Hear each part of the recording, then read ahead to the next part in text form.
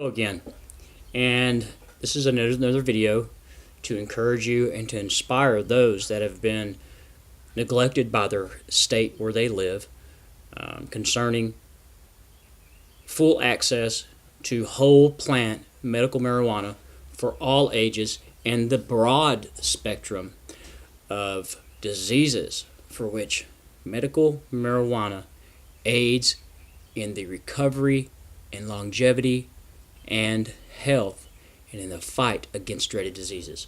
My story, again, as you know, is about a battle with follicular thyroid carcinoma, stage 4D. Every day since 2007, when I was diagnosed from watching my first video with 4-stage cancer, every day I have to take 137 micrograms of Synthroid. Tiny little blue pill right there. I don't have a thyroid. This thyroid medication, there's a lot of side effects with it. One of them is losing a lot of weight, and also you have to worry about losing weight with any type of disease concerning cancer and other diseases also, but mine particularly is about cancer, follicular thyroid carcinoma, which is a very rare disease to begin with. I was diagnosed when I was 38 years old. I'm now 49 years old, soon to be 50, and I'm holding on because I'm holding on to a healthy cannabis regimen. As you know, my plans are to leave this great state of Texas, for which my great-grandfather, Peter DeMoss, received a league of land, League 18, A25 in Matagorda County. He was one of Austin's original 300. This right here is my father, a son of the Republic of Texas, a direct descendant of Peter DeMoss of Austin's colony. My great-grandfather and his father both were given Spanish land grants before Texas was even a state.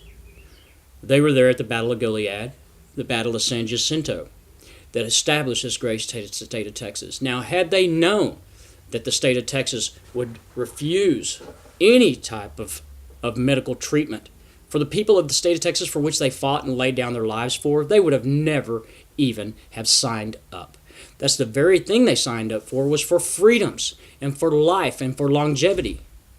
My ancestors fought for our right. However, Texas delegates and staunch conservative lawyers and senators and congressmen and the Baptist Church have found that they prefer not to have medical marijuana in the state of Texas. Oh, but you're going to say, but wait, there is a CBD program.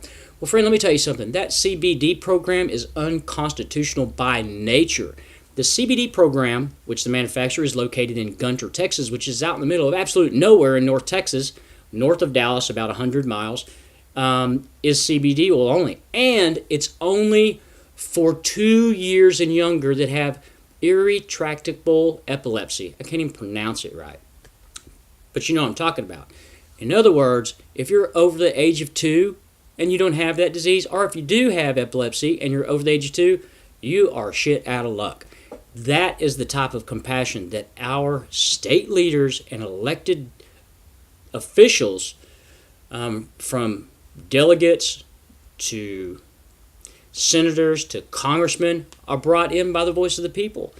And this politics arrangement that's taking place in churches on Sunday is totally asinine, because you and I know that the Baptist folks love their alcohol. Probably, in my mind, 90% of all sales goes to someone that is a Christian. This is pathetic. I would like to encourage you to pack your bags and move out of the state of Texas to a state where you can enjoy the benefits of life and have access to whole plant medical marijuana for the broad spectrum of diseases. Now, you can see I'm not a very big guy. I shouldn't even be. What I mean by big is I don't weigh a lot. 4 days ago, I was down to 117 pounds. Unfortunately, this medication right here causes me not to eat. From the radiation that I actually took, which was oral radiation, it messed up my appetite. Prior to radiation and cancer, I weighed 145, 147 pounds, healthy, had my weight on me. I could fill out my jeans. I now have to get my underwear from the children's section, and I actually have to stretch the crotch out. My jeans fall off of me. I am way underweight. I actually am anorexic. I have a type of wasting disease contributed to cancer and no thyroid, medication, all these things that go along with having a dreaded disease like cancer. Now, I can show you a scale, and I just weighed myself. With fully clothed, I weigh 125 pounds. Without my clothes, I'm down to 120 pounds. Water, I do not get thirsty. I don't get hungry. I have not, for the last couple of months, had any marijuana because I'm in the process of moving. I don't care to take the risk. I'm this close to being in a place that's legal, so I've chose to chill out and just hang on. It's very frightening to me because I've never gone this long. I've never gone 2 months without any type of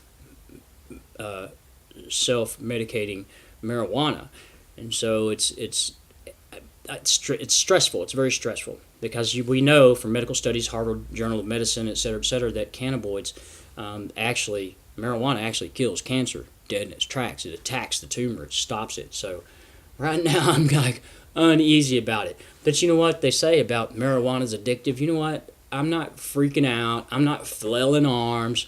When I knew that when my last little bit ran out, I wasn't going to get any more from supply, and I was just going to push through. I knew it was going to take me about 60 to 90 days to even get in place to where I could get on the roster and get my medical marijuana card and be legal and protected by the great state of Arizona. Amazing state. Jeff Flake, great man.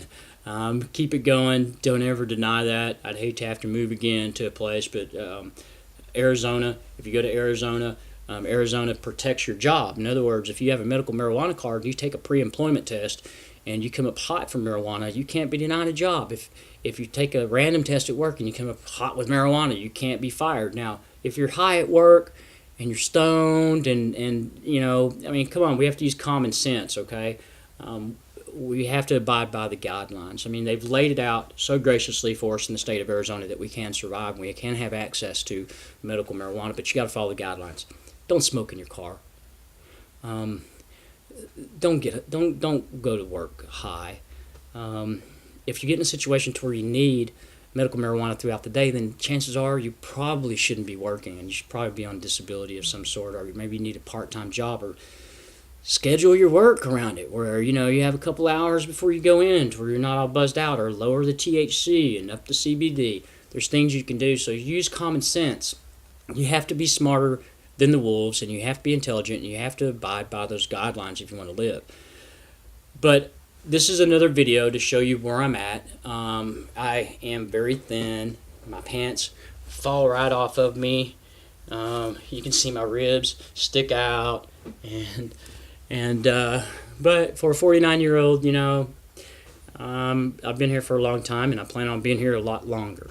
I would like to get my next 20 years. I was given, actually, from the time that I had radiation treatments, I was actually told that my life expectancy would be 5 years, and that was in 2007.